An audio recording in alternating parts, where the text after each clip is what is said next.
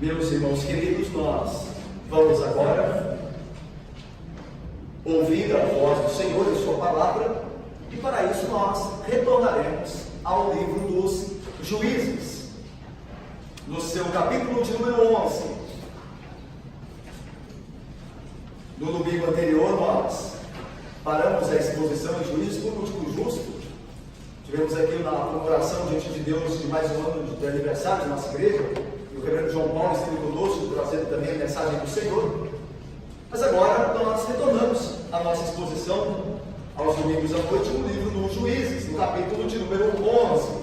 Vocês se lembram que nós estamos vendo a história do juiz chamado Jefité.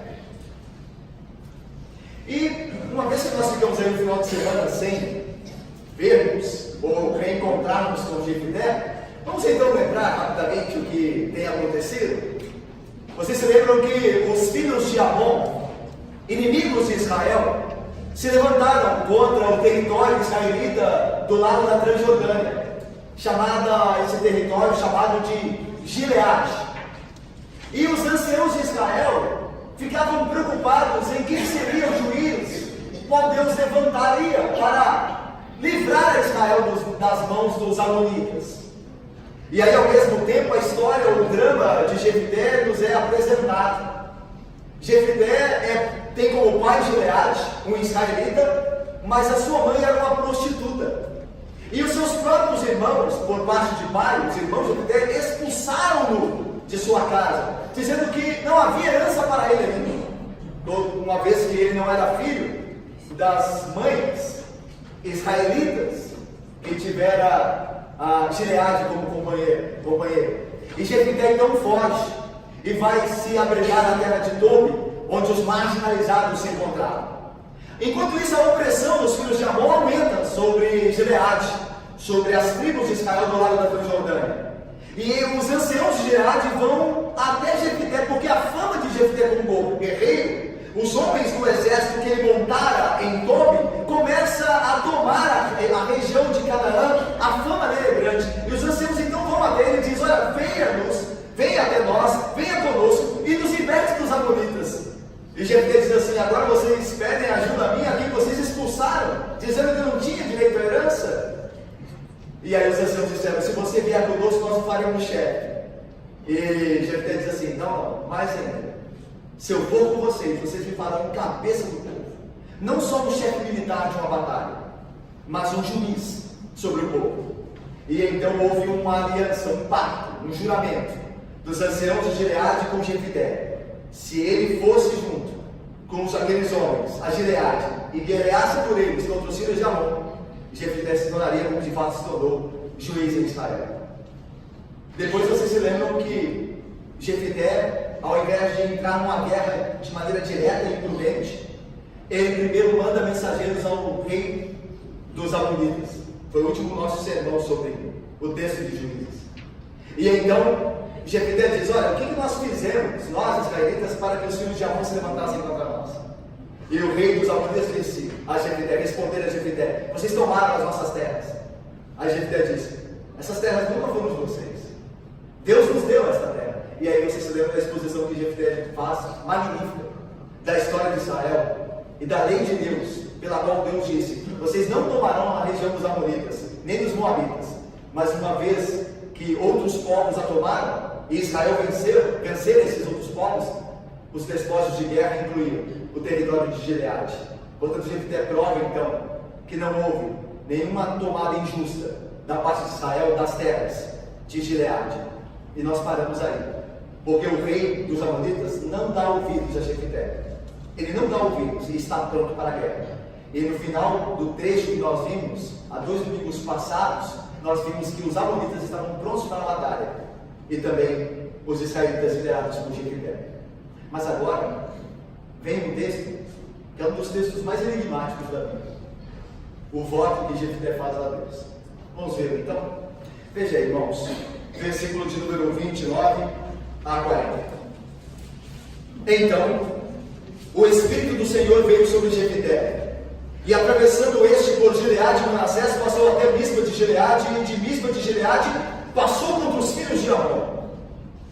Fez Jefité um voto ao Senhor e disse: se com efeito me entregares os filhos de Amon nas minhas mãos, quem primeiro da porta da minha casa me sair ao encontro, voltando eu vitorioso dos filhos de Amon, esse será do Senhor, e eu o oferecerei em holocausto. Assim Jefité foi de encontro aos filhos de Amon a combater contra eles, e o Senhor os entregou nas mãos de Jefité. Esse os derrotou desde Aroer até as proximidades de Minite, 20 cidades ao todo, e até Abel-Queramim, e foi muito grande a derrota. Assim foram subjugados os filhos de Amon diante dos filhos de Israel. Vindo, pois, Jefité a Mispa, a sua casa, saiu-lhe a filha a seu encontro, com adufes e com danças, e ela era filha única. Não tinha ele outro filho nem filha. Quando a viu, rasgou as suas vestes e disse: ah, filha minha, tu me prostras por completo, tu passasses a ser a causa da minha calamidade, porquanto fiz um voto ao Senhor e não tornarei atrás. E ela lhe disse: pai meu, fizeste voto ao Senhor? Faze, pois, de mim segundo o teu voto, pois o Senhor te vingou dos teus inimigos, dos filhos de Amon. Disse mais a seu pai: concede-me isto, deixe-me por 2 meses para que eu vá, e desça pelos montes e chore a minha virgindade, eu e as minhas companheiras. Consentiu ele: vai. E deixou-a ir por 2 meses. Então se foi ela com as suas companheiras e chorou a sua virgindade pelos montes. A fim dos 2 meses, tornou ela para o seu pai, e o qual lhe fez segundo o voto que lhe era proferido. Assim ela jamais foi possuída por varão. Daqui veio o costume em Israel, de as filhas de Israel saírem por 4 dias, de ano em ano, a cantar em memória da filha de Jefité, o gileadita. Vamos orar? Ó Deus Santo e bendito, quando nós expomos a Tua palavra, Deus, quando estamos diante dela, nós confiamos no Teu Santo Espírito, aquele que ilumina o entendimento, que nos faz ver a verdade que é a Tua palavra. Por isso, ó Deus, nós pedimos que o Teu Santo Espírito nos conduza, ó Pai, na exposição do texto, e também que aplique as verdades da Tua palavra aos nossos corações, ó Deus. Nessa confiança nós oramos, e assim aguardamos em Ti, em nome de Cristo Jesus, com o perdão dos pecados. Amém. Meus irmãos, Jefité e os gileaditas estão prontos para a batalha contra os filhos de Amon. E agora nós vemos que o Senhor ratifica a escolha de Jefité como juiz. Veja o que diz o versículo 29. Então, o Espírito do Senhor veio sobre Jefité. Meus irmãos, o Espírito do Senhor proporciona aos juízes, no livro, poder, coragem e indispensável sabedoria para a batalha. Algo importante a perceber aqui, irmãos, é que vocês se lembram que quando os anciãos foram a Jefité, convidá-lo para ser deles o chefe da batalha, eles não consultaram antes o Senhor para isso. No texto não diz que esses anciãos de Gileade oraram a Deus dizendo: Senhor, mostra-nos aquele que há de nos liderar. Eles não fizeram isso, eles foram confiados no próprio entendimento a Jefité. Só que veja que quão maravilhoso é isso aqui. Ainda assim, Deus, que é bondoso e misericordioso, ratifica a escolha dos anciãos, dando o seu espírito a Jefité. A ideia é a seguinte, irmãos: mesmo que nós não consultemos a Deus em muitas das nossas escolhas, Deus é tão bondoso que Ele conserta-as, porque nos ama misericordiosamente. Deus aqui está ratificando a escolha dos homens de Gileade, mesmo que esses homens não tenham buscado a Ele anteriormente. Ele está sendo bondoso aqui, misericordioso com Israel. E mais ainda, se há outro ensino aqui que não nos pode faltar, é o seguinte: que embora os homens tomem as suas escolhas sem de fato levar em consideração a vontade de Deus, Deus está sob o controle, até mesmo das escolhas que os homens tomam, sem o consentimento dele. Os anciãos escolheram Jefité, mas você acha que Deus não havia escolhido ele antes para ser o juiz? tanto que agora ratifica isso como o Espírito do Senhor descendo sobre Jefité. Veja, irmãos, ainda que os homens, quer crentes, quer ímpios, tomem decisões sem consultar a Deus, sem o aval dele, Deus está no trono. A escolha dos homens não frustrará os seus propósitos, pelo contrário, fará com que todos os seus propósitos sejam cumpridos. E assim com Jefité. Não consultará a Deus, mas Deus está envolvido plenamente na escolha dele. Tanto que o Espírito do Senhor é enviado a Jefité. Veja então, continua o texto. E atravessando por Gileade e Manassés, a região centro-norte da Transjordânia, porque vocês se lembram que Gileade ficava no centro da Transjordânia e a tribo de Manassés oriental ao norte. Então o que Jefté está fazendo aqui? Ele está atravessando, passando por Gileade e Manassés para poder computar os soldados, para poder recrutar soldados para a batalha. Então ele está passando nesses territórios, os territórios das tribos de Israel, para convocar os homens à guerra. Uma vez que o rei de Amon, nós vimos, não aceitou as palavras de Jefté, está pronto para a batalha, então o povo de Deus também ficará pronto para a batalha. E veja, continuando, passou então atravessando esse por Gileade e Manassés, passou até Mispa de Gileade, e de Mispa de Gileade passou contra os filhos de Amon. A ideia aqui é que ele passou pelos territórios recrutando soldados e agora ele está pronto para a batalha, porque no texto nos é dito com os seguintes termos: e então de Mispa de Gileade passou contra os filhos de Amon, ou seja, estava pronto para a batalha, estava pronto para começar ele contra os filhos de Amon. Agora o versículo 30 começa a nos falar sobre o voto de Jefté. E é interessante aqui que o voto de Jefté, ele toma a história da perícope, do trecho que nós vemos, ele toma a história como um todo.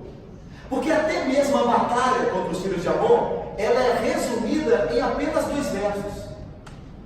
O escritor não gasta tempo com a batalha, ele gasta tempo com o voto de Jefté. O autor resume a batalha muito rápido. Olha, então Deus os entregou os filhos de Amon nas mãos de Jefté, e Jefté colocou sobre eles muito grande derrota, e aí então volta para o voto. O tema desse trecho importante é o voto de Jefté. Vejam só, versículo 30. Antes de sair para a batalha, prestes a sair para a batalha, fez Jefté um voto ao Senhor. E até aqui, irmãos, nada comum, não tem nada de diferente aqui. Porque homens crentes no Antigo Testamento faziam votos a Deus. Jacó fez um voto ao Senhor em Gênesis 28, 20. Ele disse: se o Senhor me abençoar na minha jornada, eu também cumprirei o voto que fiz ao Senhor. Jacó votou a Deus. Mas ainda Ana, lembra de Ana em 1 Samuel, primeiro livro de Samuel, 1 Samuel, quando disse: se o Senhor me der um filho varão, eu dedicarei ao Senhor. É um voto. Não há nenhum problema com votos. Eles são lícitos, sendo feitos de acordo com a vontade de Deus. Tanto que em Deuteronômio 23, a lei de Moisés diz: quando fizeres algum voto ao Senhor teu Deus. Então a lei, ela de fato vislumbrava a possibilidade de votos. Não é pecado fazer votos. Quando, porém, fizeres algum voto ao Senhor, não tardarás em cumprir. Então a própria lei de Moisés vislumbrava a possibilidade dos votos. E crentes votavam a Deus. Então até aqui, a princípio nada de estranho. Vamos lá então, continuando. E disse, qual é o voto de Jefté? Olha aí o versículo de número 30. E disse: se com efeito me entregares os filhos de Amon nas minhas mãos, quem primeiro da porta da minha casa me sair ao encontro, voltando eu vitorioso dos filhos de Amon, se o Senhor me der essa bênção de ser vitorioso contra os filhos de Amon, esse primeiro que sair da porta da minha casa será do Senhor, e eu o oferecerei em holocausto. Meus irmãos, qual que é a natureza desse voto? Teólogos, irmãos, do mundo inteiro têm se dividido quanto à natureza desse voto de Jefté. O que ele propôs em seu voto? Ele prometera mesmo sacrificar a sua filha. A palavra holocausto pode ser traduzida como queimado todo. Será que é isso que Jefté estava dizendo aqui, literalmente? que iria sacrificar a sua filha, queimá-la para o Senhor? Ou como outros teólogos, como por exemplo John Lupino, um grande teólogo, crê que não era isso que Jefté tinha em mente quando votara, mas que ele votara a sua filha como consagrada a Deus, que ela seria consagrada, dedicada, sacrificada de uma vida de virgem e solteira ao serviço do Senhor. Então há duas possibilidades correntes entre os estudiosos desse texto. A primeira é que Jefté realmente sacrificou a filha dele, fez com que ela morresse queimada no holocausto. A segunda, diferentemente desta, é que Jefté a consagrou ao serviço ao Senhor no templo. Por isso ela não se casaria, porque viveria no templo, não teria como ela ter família, porque ela viveria ali. Qual a natureza então do voto? É difícil, meus irmãos, a princípio, pensar que Jefté teria mesmo sacrificado a sua filha. É muito estranho nós temos o texto e pensar que, será que este homem que cria em Deus, este homem sobre o qual o Espírito de Deus veio, acabamos de ler isso, o Espírito de Deus veio sobre Jefté, será que ele faria tal propósito e votaria tal atitude horrível? O texto nos ajuda a entender, meus irmãos, que ao invés deste voto ser um voto de sacrifício literal da filha, ela ser morta, ser sacrificada literalmente, este voto, ao contrário, seria a entrega da filha de Jefté ao serviço de Deus. Algumas coisas no texto vão nos ajudar a entender assim. Vamos ver então. Veja só. Primeiro é o seguinte: o grande respeito que Jefté tinha por Deus. Jefté tinha um grande respeito por Deus. Vocês se lembram que foi dito a Jefté que governasse sobre Israel, e Jefté sempre disse que Deus é que faria aquilo, que Deus que era o juiz, que Deus é que era o libertador. Outra coisa, meus irmãos, Jefté, ele conhecia a lei de Deus, tanto que quando ele via mensageiros ao rei de Amon, ele diz assim: a lei de Deus diz, através de Moisés, que nós não poderíamos tomar as terras dos Moabitas, nem dos Amonitas. Jefté conhecia a lei de Deus, e é a lei de Deus que dizia que nenhum israelita deveria sacrificar seu filho ou sua filha, como faziam os pagãos a Moloque, em holocausto ao Senhor. Há vários textos da lei de Moisés que dizem assim: Levítico 18, 21, Levítico 22 e 5, Deuteronômio 12, 31 e Deuteronômio 18, 9 e 10. Eu destaquei um aqui, Deuteronômio 18, 9 e 10. Olha o que diz lá: quando entrares na terra que o Senhor teu Deus te dá, Canaã, não aprenderás a fazer conforme as abominações daqueles povos. Não achará entre ti quem faça passar pelo fogo o seu filho ou a sua filha. A lei de Deus era clara quanto a oferecer filhos e filhas em holocausto. E Jefté, como nós podemos perceber em toda a sua história, conhecia a lei de Deus. Mas vamos mais, outro ponto. Jefté também conhecia a história de Israel. Jefté não era alheio à história do povo de Deus. Isso também ficou provado, como falamos anteriormente, nos mensageiros que ele enviara ao rei dos filhos de Amon, contando toda a história do seu povo. Será que Jefté era tão alheio ao que Deus desejava para o seu povo, sendo que Jefté tinha domínio da história de Israel? Terceiro, o Espírito de Jefté o Espírito de Deus, nós dizemos, estava sobre Jefté. É o que nós vemos no versículo 29. Então o Espírito do Senhor veio sobre Jefté. Será que o Espírito de Deus não livraria Jefté de votar algo como sacrificar a própria filha e o próprio filho, ou o próprio filho, no caso de Jefté, a filha única? Quarto, o fato de Jefté ter permitido que sua filha chorasse pela virgindade, tanto que nós vemos isso, veja aí, versículo 38 e 37, consentiu ele dizendo: vai, e deixou aí por 2 meses. Então ela se foi com suas companheiras e chorou a sua virgindade por 2 meses. Esse versículo se encaixa melhor no entendimento de que ela fora consagrada virgem ao serviço do Senhor, e não que ela seria sacrificada de fato, porque ela foi chorar não a sua morte, mas a sua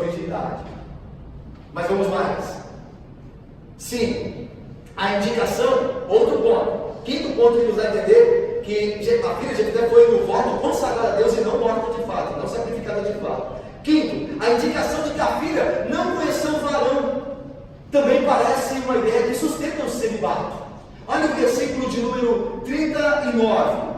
Ao fim dos 2 meses, tornou ela para o seu pai, o qual lhe fez segundo o voto por ele proferido. Assim ela jamais foi possuída por varão.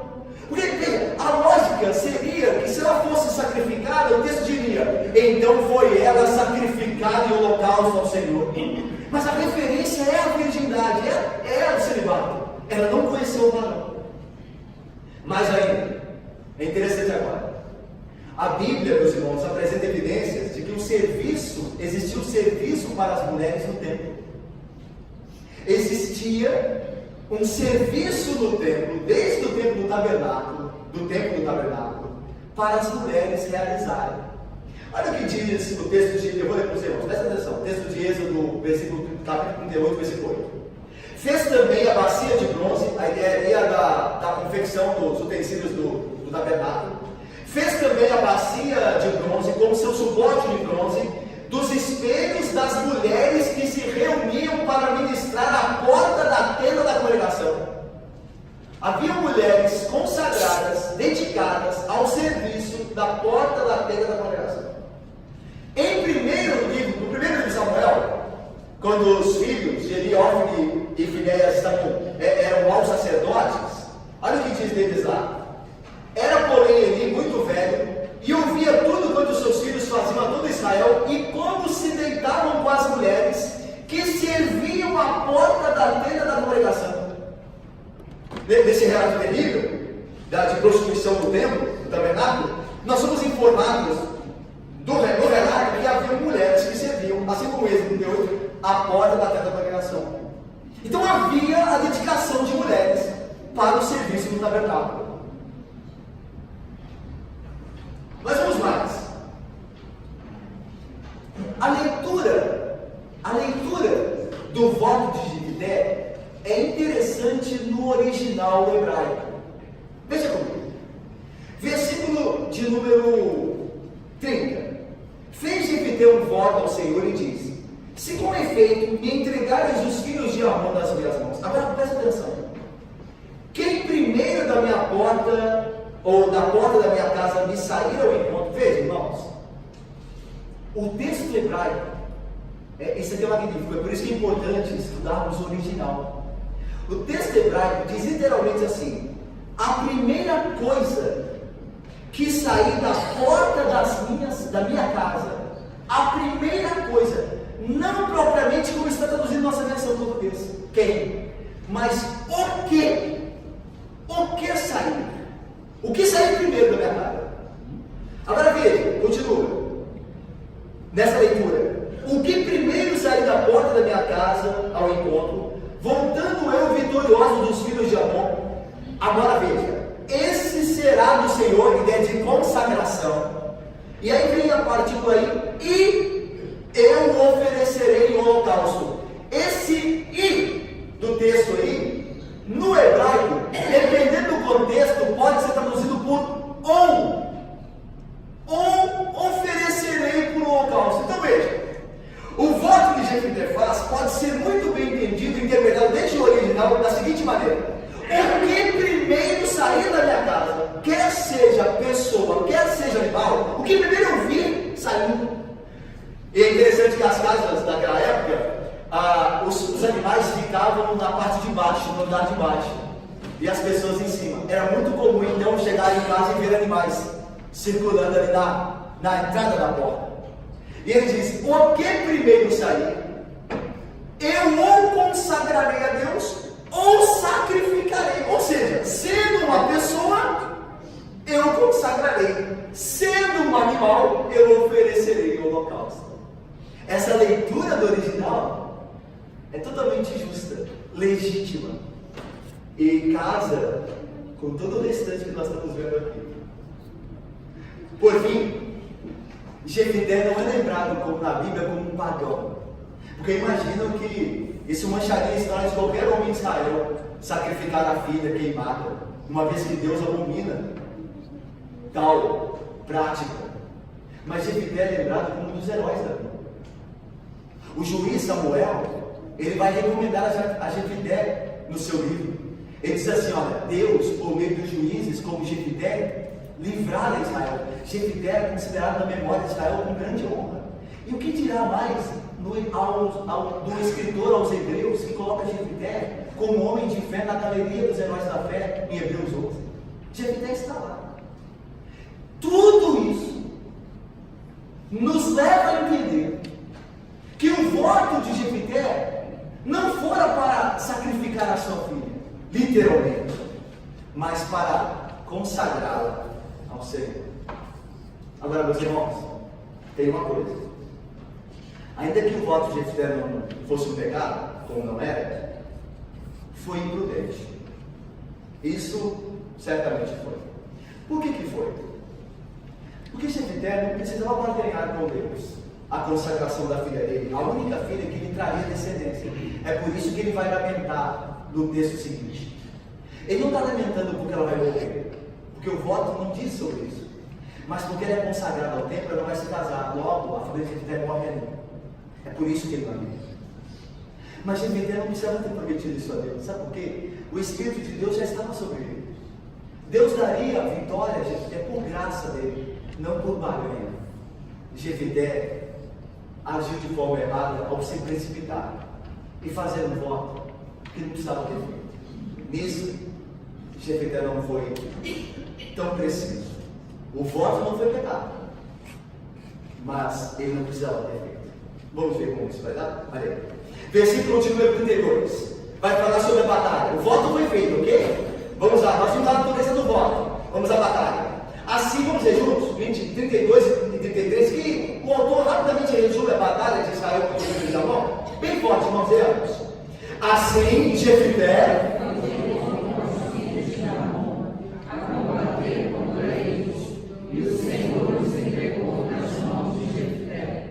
este os derrubou, até as proximidades de Minite, 20 cidades ao todo, e até Abel-Querabim, e foi muito grande a derrota. Assim foram subjugados os filhos de Amon diante dos filhos de Israel. É interessante como nós falamos que o que tem importância no relato, na narrativa, é o voto de Jefité e não a batalha em si. A batalha é rapidamente concluída no relato do escritor do livro de Juízes.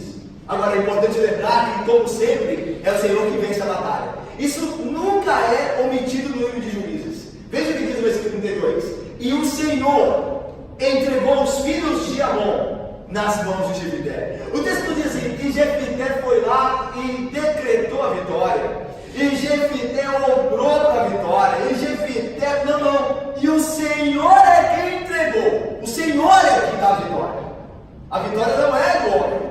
É do Senhor que concede a quem escolher. Por isso o Senhor é sempre o vitorioso. É aquele que graciosamente defende o seu povo. E veja o versículo 33. Este, Jefité, os derrotou desde Aroer até as proximidades de Minite, 20 cidades ao todo. Veja que a derrota é grande mesmo, um grande território, até Abel-Querabim. Isso tudo acontece ao sudoeste do Jordão, Transjordânia. Lembra-se do mapa, né? Do lado de vocês aí, ó. Canaã, para vocês aí, Canaã, Jordão, Transjordânia. A batalha acontece sudoeste do Jordão, do lado da Transjordânia, aqui embaixo. É onde a batalha acontece. De Gileade, que é centro, de Transjordânia, para baixo. E o Jefité então vence os filhos de Amon. Mas agora ele vai voltar, ele tornaria a casa. E é a filha dele que ele saiu então. Versículo 34. Vindo, pois, Jefité a Mispa, a sua casa. Lembra que Mispa é Gileade. Mispa de Gileade é a cidade que ficava no centro da Transjordânia. Era onde Jefité morava. Vindo, pois, Jefité a Mispa, a sua casa, saiu-lhe a filha ao seu encontro com adufes e danças. Era comum, meus irmãos, depois de vitórias bélicas, militares, as mulheres saírem para cantar os vitoriosos com adufes e danças. Daí que é um erro entender que na igreja cabe adufes e danças, porque você está pegando um contexto específico da época e querendo trazer para um contexto diferente. Quando você vê adufes e danças no Antigo Testamento, você está dentro de um contexto militar. danças de Israel eram após vitórias militares. Você se lembra que quando Davi vence as suas batalhas, as mulheres dançam ao redor dele. E também Milca, que era a esposa de Davi, filha de Saul, ficou incomodada com a dança, mas era uma vitória militar.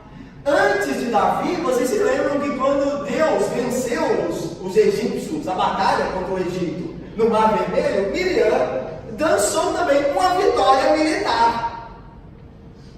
Era comum, então, no Antigo Testamento, depois de vitórias militares, as mulheres saírem cantando os vitoriosos com adufes e danças. É o que está acontecendo aqui, contexto militar. Não dá para aplicar, irmãos.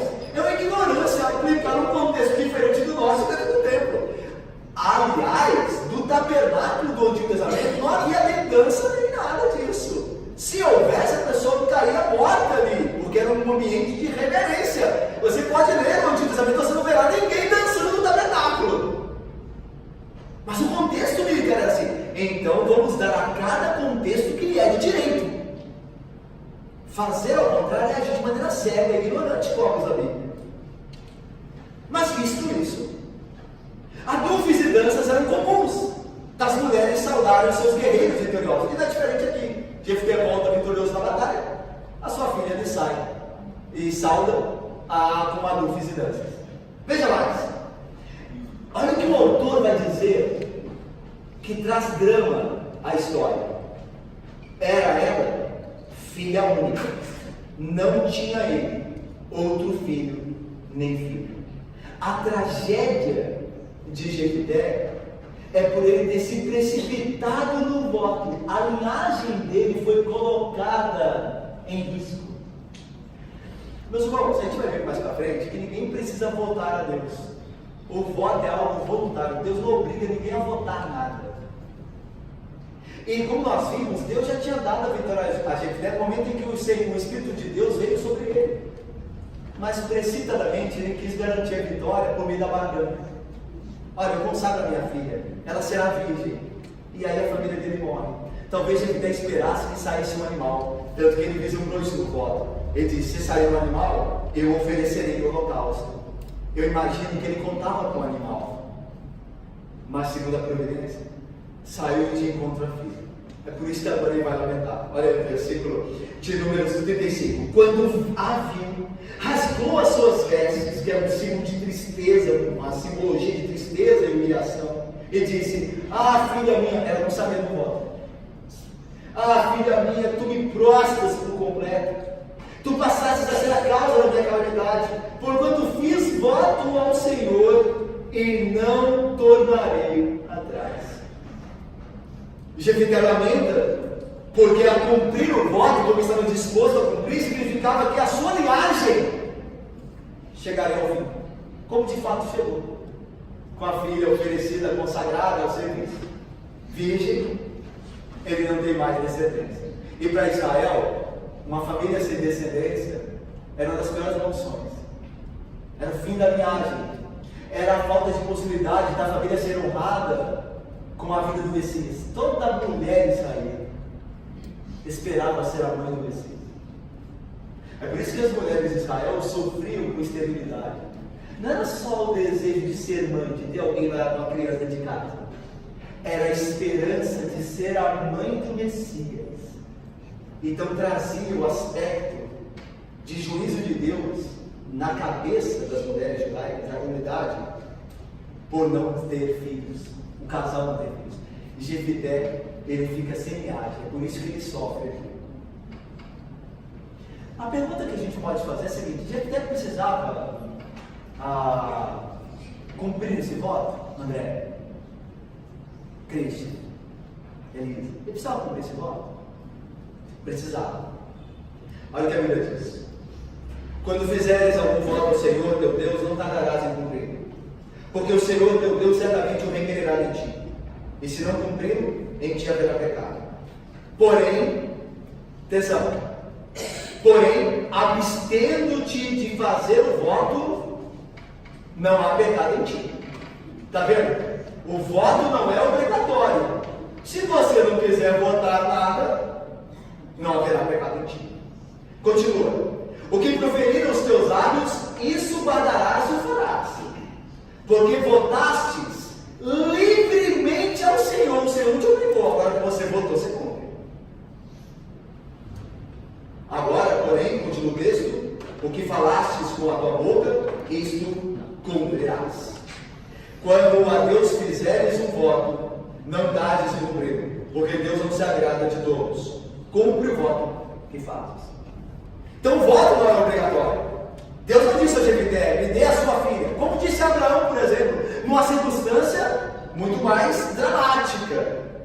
Porque o sim, Isaac ia ser oferecido em sacrifício, mas era para figurar o Cristo que viria, para ensinar a Abraão que ainda que Isaac morrera, Deus poderia ressuscitar dentre os mortos como Abraão creu. E isso lhe foi imputado para a justiça. Mas Jefité não precisava votar, mas tendo votado, ele não poderia voltar atrás segundo a lei. Por isso ele disse, minha filha, você de fato me faz aumentar o meu voto, mas desse voto eu não tornarei atrás.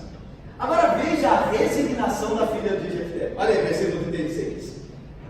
E ela lhe disse, olha como é resignada. E ela lhe disse, pai meu, fizeste voto ao Senhor, faze pois de mim segundo o teu voto, pois o Senhor te vingou dos teus inimigos, os filhos de Amon. Muito bonito ver a resignação da filha de Jefté aqui. Pai, faz segundo o teu voto, porque o Senhor ele foi misericordioso. A compreensão dela também é teológica. O Senhor lhe entregou nas mãos dos seus inimigos. Cumpriu o voto do pai. É interessante que não é apenas dela a resignação para com o pai numa hora difícil. Vocês lembram de Abraão e Isaac? Lembram quando Deus ordenou a Abraão que lhe oferecesse Isaac em sacrifício, que é muito mais dramático do que aqui? Se nós entendemos como entendemos, que era apenas uma consagração ao tempo, a menina ia continuar, a moça ia continuar viva, porém dedicada, virgem ao serviço. Isaac não, Isaac ia ser entregue como holocausto. Sabe quantos anos Isaac tinha? Na época em que Abraão prepara as coisas e o leva até o monte? 17 anos. Mais de 17 anos, certamente. Mas no mínimo 17 anos. 17 anos, você já tem força com 17 anos. Só que você não vê em nenhum momento Isaac lutando contra o pai. Abraão amarra Isaac, e Isaac está olhando. Isaac já percebeu o que vai acontecer. Porque lembra o segundo caminho, Isaac diz assim, pai, eu estou vendo o cutelo, a lenha, mas pai, o cordeiro, onde está o cordeiro? E Abraão responde, Deus proverá para si o cordeiro, que é o Cristo. Isaac foi poupado, Cristo não. O Deus que pediu a Abraão e Isaac não poupou o seu próprio filho. Isaac era apenas uma amostra do grande amor de Deus em dar o seu filho.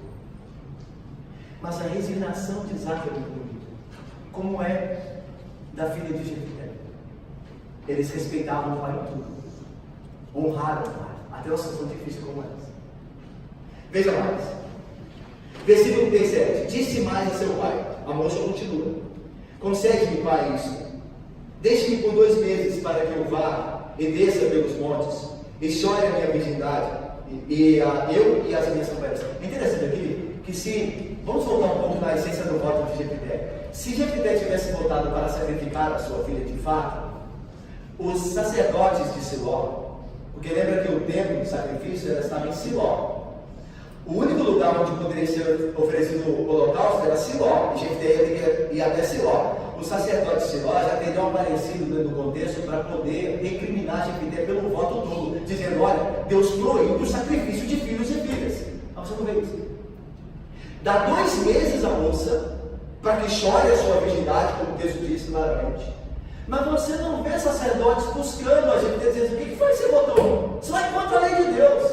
Você não vê. Por quê? Dá-nos a entender claramente que o voto não era para o holocausto de fato, mas para a consagração ao serviço de Deus. Mas vamos mais, terminando. Consentiu ele. Vai, versículo 38. E deixou aí por 2 meses.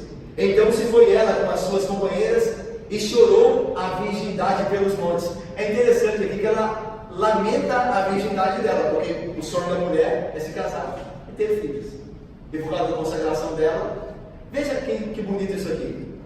Servir a Deus sempre nos custará algo.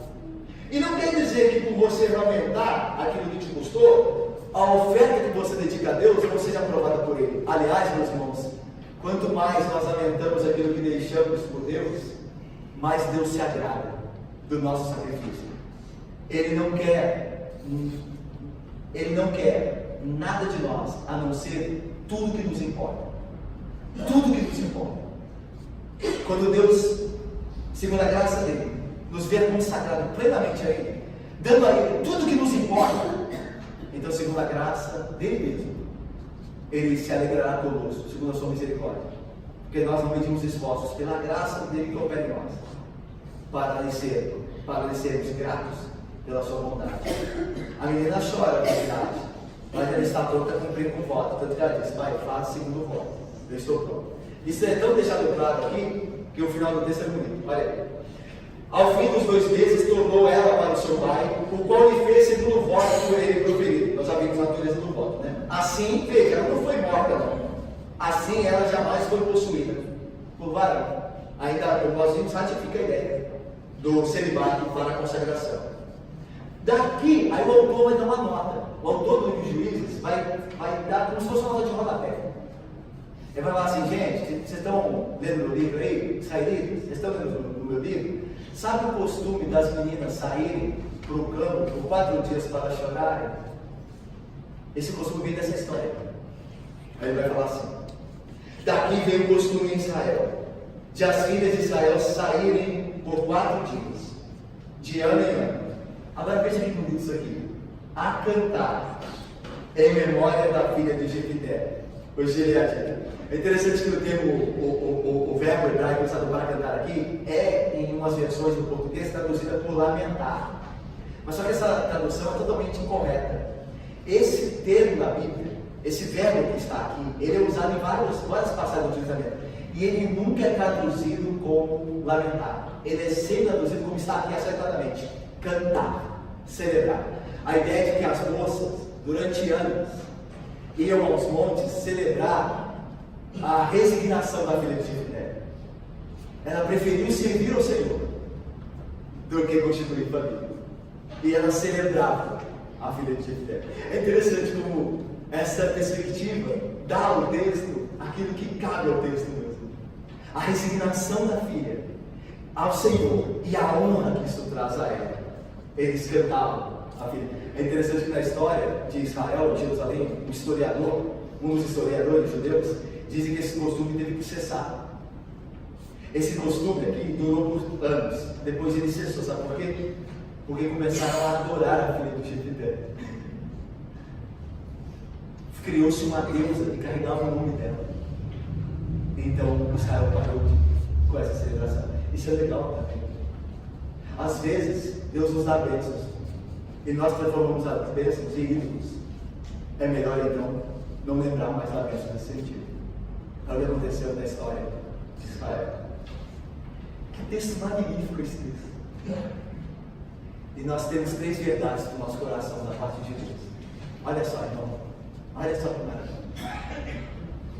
Primeiro, agradeçamos a Deus quando, pela bondade dele, Ele conserta os nossos caminhos, mesmo quando nós não o consultamos para trilharmos. Agradeçamos a Deus que conserta os nossos caminhos, mesmo quando nós andamos por eles sem consultá-lo antes. Meus irmãos, quantas vezes nós tomamos decisões sem orar? E aí no fim de tudo, foi uma bênção. Graças a Deus deu tudo certo. Por que isso? Porque nós somos competentes? Porque nós confiamos no nosso braço? Não, porque Deus nos fora misericordioso.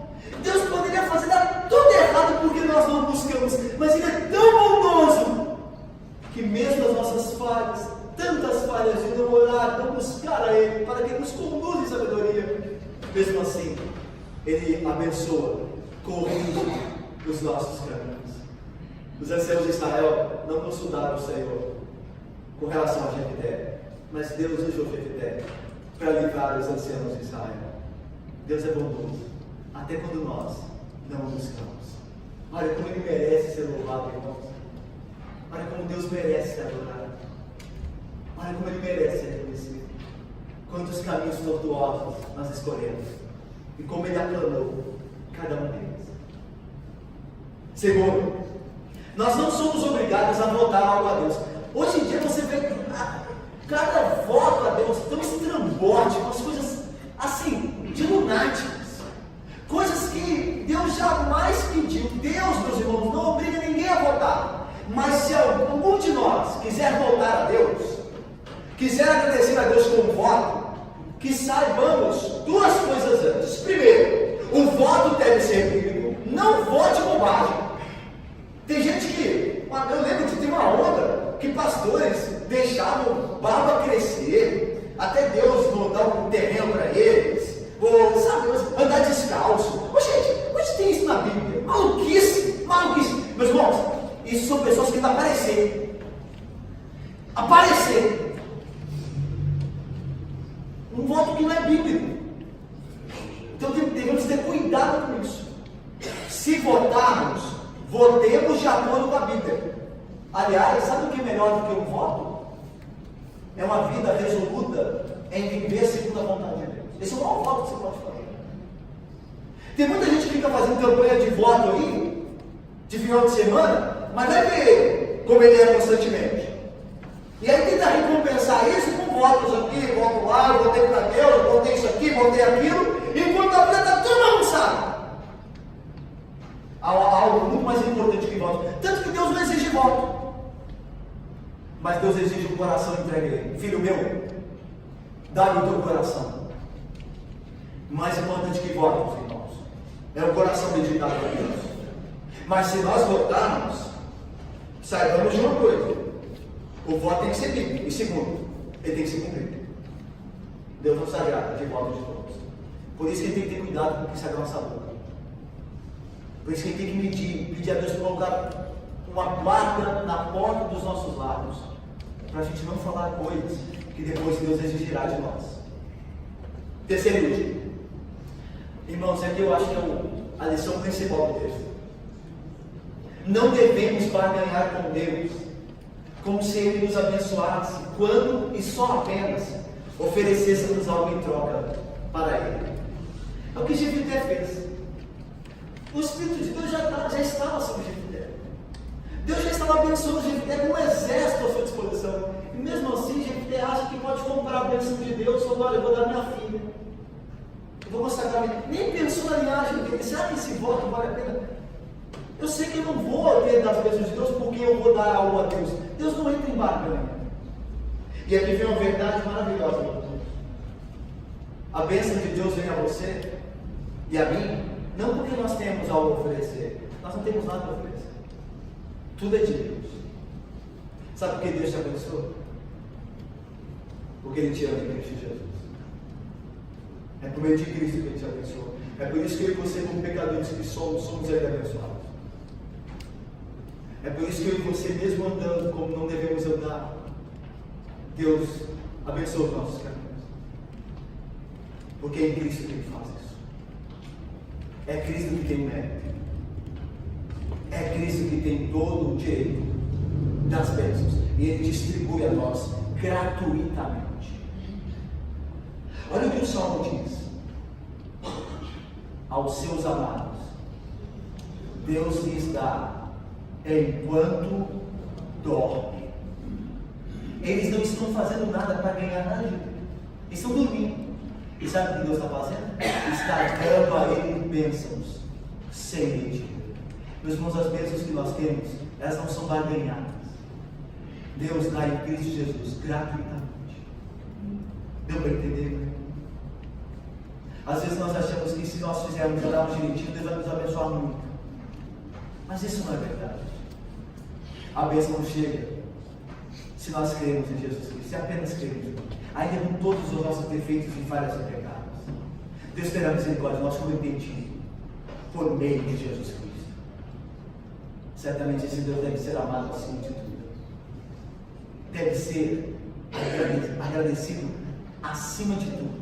Nós devemos ser gratos a Ele acima de tudo, porque Ele nos dá sem exigir nada de nós, somente a fé em Jesus Cristo, que Ele também dá segunda graça. Meus irmãos, que Deus abençoe e nos guarde. Amém.